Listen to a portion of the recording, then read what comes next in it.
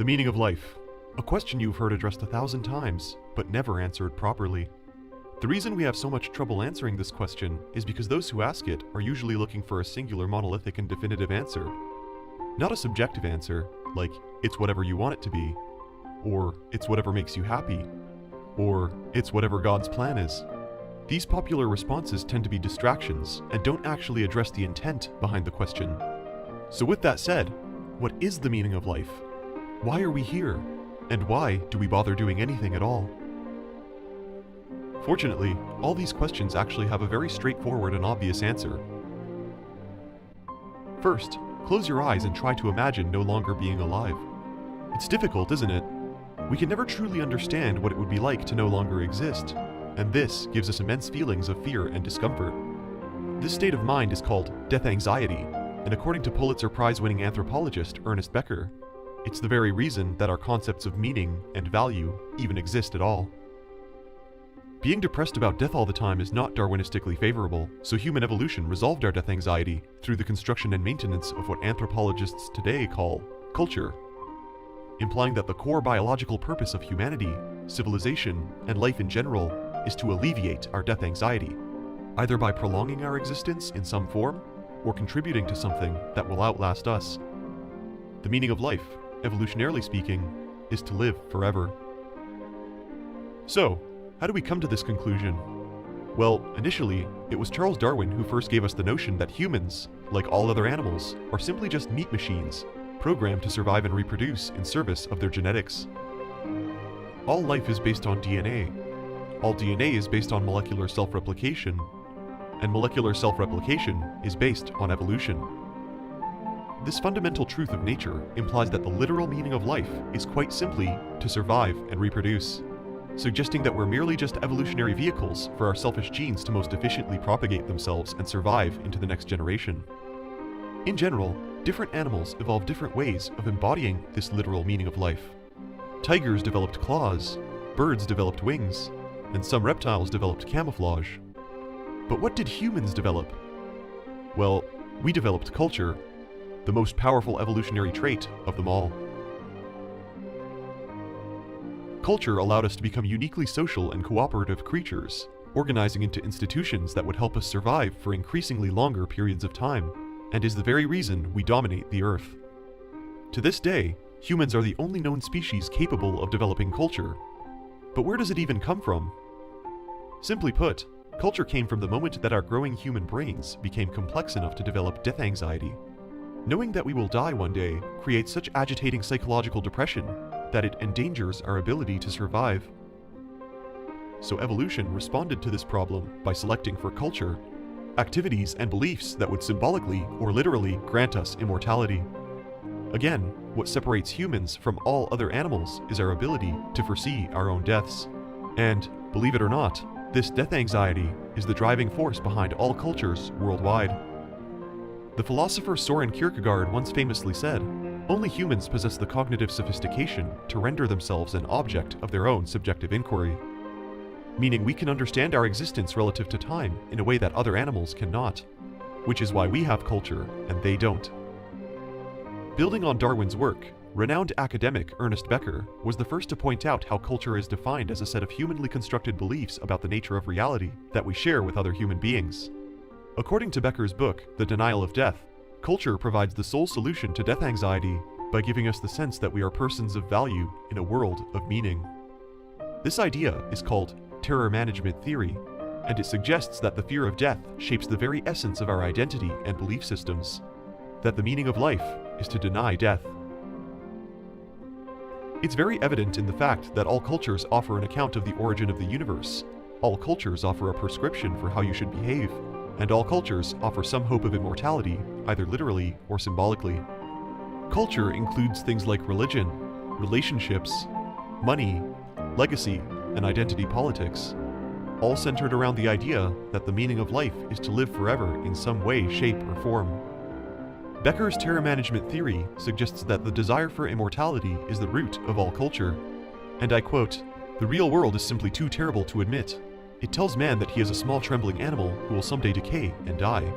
Culture changes all of this, makes man seem important, vital to the universe, immortal in some ways, So just as we evolved intelligence, moral instincts, and emotions to help us survive, we also evolved culture so that the fear of death doesn't destroy our lives through apathy.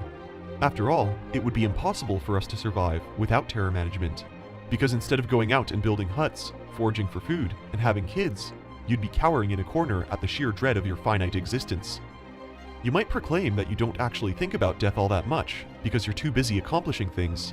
However, that would only vindicate terror management theory, which claims that there should be an inverse correlation between how meaningful you feel and how often you think about dying. Most psychological activity is unconscious, and we repress our concerns about death without even realizing it. There are two main categories of this repression, according to Becker: symbolic immortality, which provides us with a sense of existential significance, and cosmic immortality, which provides us with a sense of existential continuity. The first category of terror management is symbolic immortality, which is accomplished through what Becker calls buffers, culturally appropriate morals, values, and relationships that give us a unique sense of purpose. It includes things like legacy, achievement, hobbies, fame, family, friends, marriage, activism, creating art, writing books, playing music, building businesses, having children, making scientific discoveries, etc. Buffers are about trying to accomplish something that will ultimately outlast the individual by creating value, achieving great accomplishments, or distracting yourself with work. In other words, symbolic immortality means that we contribute to an abstract form of permanence, which we can live vicariously through after we are dead. We want the world and all who are born after us to know one simple thing: that we were here. Symbolic immortality just screams, notice me, value me, love me, remember me. Because the realization that you are nothing but a bipedal defecating ape hurtling through space on a little blue turd circling the galactic train is not a particularly uplifting thought. It lets you manage all this terror through symbolic systems that provide your life with eternal significance. Things that will go on living despite your death. Things like national identity, racial identity, religious identity, or even social networks. Things that we place value on simply based on their projection beyond the grave. Knowing that we helped to build these things gives us the sense that we are part of something greater than ourselves.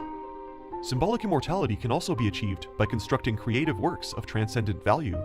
This can be in the form of a book, a statue, a piece of music, a profitable business, or an intellectual discovery, leaving a part of us in this world forever. Although, this isn't enough for some people who instead choose to fend off death anxiety by becoming permanent participants of reality themselves. This brings us to the concept of cosmic immortality, where you literally believe you can live forever in some other form. Becker calls these ideas fetishes, cultural worldviews that we share with others about life and death, where you can still alleviate death anxiety if you believe some vestige of you will persist forever after you die. Maybe that vestige of you is your spirit or soul, which will live on forever in a religious afterlife. Maybe it's your memories, which could live on forever after you upload them to the internet. Maybe it will be your very atoms that live on forever through reincarnation. After all, the universe is infinite and will last 10 to the power of 1500 years. So your consciousness has likely existed somewhere before and will certainly exist again. If you're a pantheist, you might believe that you are literally one with the universe and that you will survive forever as long as the universe survives forever. If we live our lives properly, maybe there is a God who can grant us immortality. In general, these two strategies show that all human action is subconsciously done in the pursuit of immortality, either through buffers or fetishes. The irony here is that we will waste our entire lives dying for a cultural worldview without even recognizing the death-denying origins of that worldview. Culture is why we will blow ourselves up so that we can live forever with 72 virgins. Culture is why we created dictatorships that starved 100 million people to death, all in the name of some abstract significance. Culture is why we pollute our planet in the pursuit of symbolic achievements that no one will be around to care about, if said achievements result in our own extinction. Becker's biggest concern is that when we forget the driving force behind our culture, we will inevitably be consumed by violence, hatred, and blind greed, which self-sabotage the very thing we're trying to save. Quote, "Men seek to preserve their immortality rather than their lives. Once you base your whole life striving on a desperate lie and try to implement that lie, you instrument your own undoing. In another one of his books, Escape from Evil, Becker points out that terror management unintentionally creates all the evil in the world. Because when our cultures are threatened, we feel almost as if our very existence is threatened. If there can only be one truth, then every other supposed truth must be wrong. Meaning that if we get too close to other cultures, it forces us to question the validity of our own culture and our claims to immortality, thus bringing back the very death anxiety we were trying to get rid of in the first place. The only option left to make the death anxiety go away again is to eliminate these opposing worldviews. When we run into people that are different, we belittle them. We try to convert them to our way of life, or we just kill those inferior aliens. So that your worldview is again validated as the one true worldview. This can be done through argumentation, assimilation, or even straight-up genocide. If you do these things several times over, you will get increasingly strengthened faith that your way is the right way, and that your God is the right God. My God is better than your God, and we will kick your ass to prove it.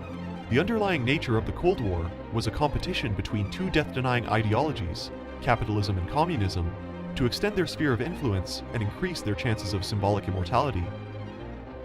This is the irony, because the possibility of nuclear war would make it so that neither side gets immortality. This is what Becker was trying to avoid when he said, "What man really fears is not extinction, but extinction with insignificance." Of course, right now, you might be thinking, hey, not so fast. How do we even prove that terror management theory is true? How do we test it scientifically? Well, if your beliefs about reality really do serve a death-denying function, then what should happen is that when you're reminded of death, you'll need those anxiety buffers even more than you normally would, which we can actually demonstrate through your judgments of people who either agree or disagree with you on those beliefs. So, if Becker is right, then after being reminded of death, we should respond positively to people who share our death-denying ideology, and negatively to people who don't. For the past 30 years, scientists like Sheldon Solomon, Tom Pazinski, and Jeff Greenberg have led teams of researchers to conduct hundreds of studies on the effects of death denial. Their experiments usually involve questionnaires specifically engineered to remind people of death, or simply asking people to jot down their thoughts about dying. Afterwards, the scientists would ask the participants to give evaluations of people who held either similar or different beliefs. Dr. Solomon's research shows that after being reminded of death, religious participants were found to rate people of the same religion dramatically higher than they usually do. In another study, when people were asked how much money and power they'd require to finally be happy, those who were reminded of their mortality beforehand asked for a lot more than those who weren't. Overall, this is terror management theory in a nutshell.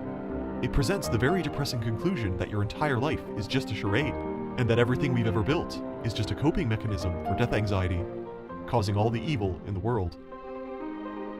You might not think that wanting to be a famous politician, an influential religious figure, or a rich millionaire would cause so much evil, but if you look at the big picture, the extreme lengths people will go to accomplish these things makes it very clear.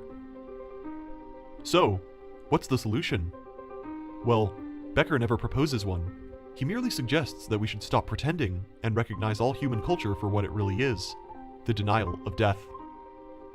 Becker says it's not death anxiety that's the problem, but rather that we bury our desire for immortality under psychological bushes until it ends up doing the exact opposite of helping us live longer. If we recognize that all our cultures have a common root in the pursuit of immortality, then we would definitely get along a lot better. And perhaps we won't even need those cultures anymore. Terror management theory shows that even though we have different answers to the meaning of life, the actual meaning of life is really just the same for everybody. The meaning of life is to seek immortality, and we are all in the same boat. So with that said, why don't we just get all of humanity together and simply just do what evolution has programmed us to do? Why don't we put aside our cultural differences and replace them with a universally shared desire to literally eliminate death? If death anxiety creates all the evil and suffering in the world, why not just destroy death in the first place? If you want to eliminate this evil, you can join all the ideological movements, religious crusades, and political protests that you want, but it will only just create more evil through a vicious cycle. In the end, you can never eradicate these things unless you eradicate humanity's death anxiety at its source. Just like Becker, the Russian philosopher Nikolai Fedorov also recognized death anxiety, scarcity, and finitude as the source of all evil in the world. His solution was an argument called the common cause, where we put aside our distracting buffers and fetishes so that we can work together to cure death.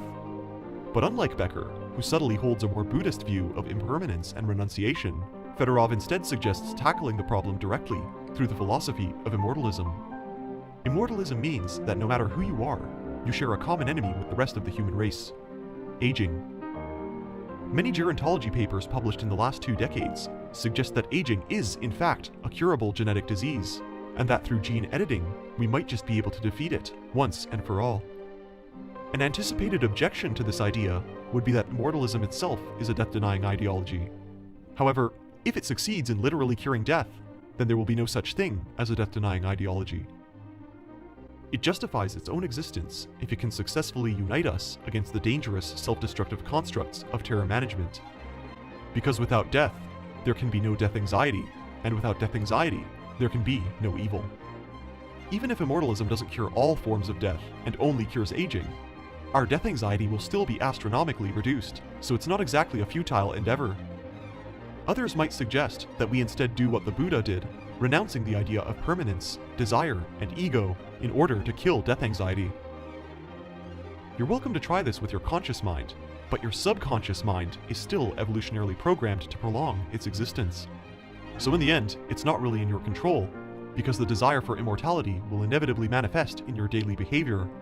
Nihilists can talk about enlightenment, impermanence, and the unconditional acceptance of death all they want, but in the end, they will still look both ways when they cross the street.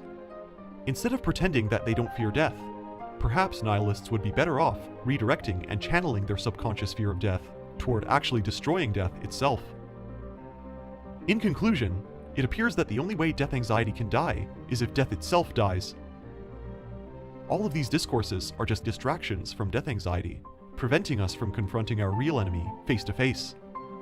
We as humans must recognize that there's ultimately only one struggle: the struggle between the individual and their fear of non-existence. I'll leave you with a final quote from Becker. "Modern man is either drugging himself out of awareness, or he spends his time shopping, which are one and the same." I wish you all the best of luck in your struggle against death anxiety. Thanks for watching, and may you live forever or die trying.